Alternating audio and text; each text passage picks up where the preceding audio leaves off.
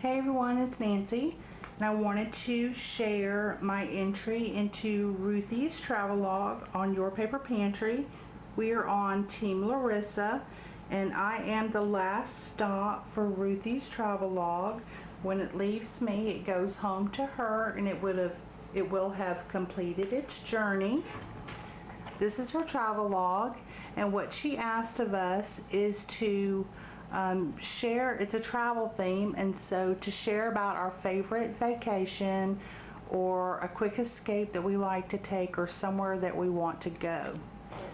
So on my page, I shared with her my favorite trip, which was our cruise to the Bahamas. Sorry about the glare.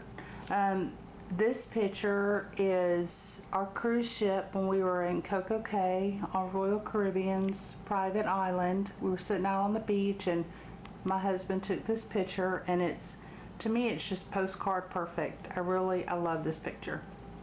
The paper that I used is from Tim Holtz. It's the globe paper, the map one, and then up here it says time of my life, because I did have the time of my life. I used a philosophy tag here, and I painted the inside on the letters with the blue that matches the blue that I used on the page, and then also the water. And I put down here Sovereign of the Seas, because that was the name of the ship. And so let me show you the pictures that are in here. Here I talked about my trip, and then this picture is of the inside of the ship. This is the little shopping mall area, and at the time of this cruise, this ship was the biggest ship in the water, and it had recently been dry docked and completely redone, so it was just beautiful.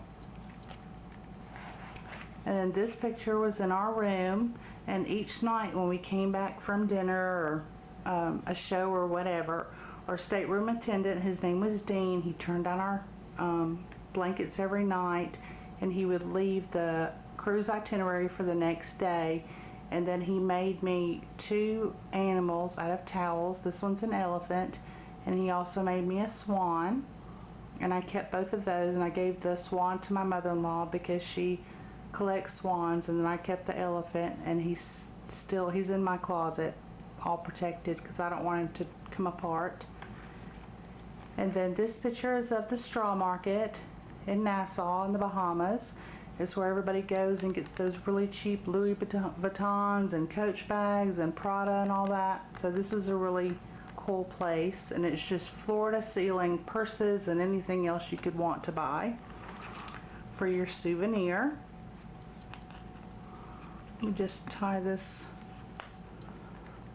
closed again real quick. Oh, I'll have to do a better job about it later, but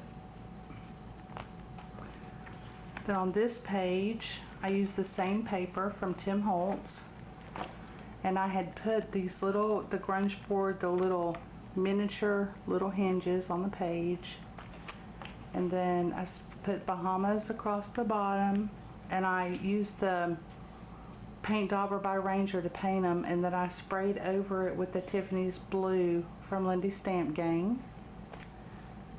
And these are Prima flowers. They're really tropical, so they fit in really nice with the book, and they kind of match this sign in this picture.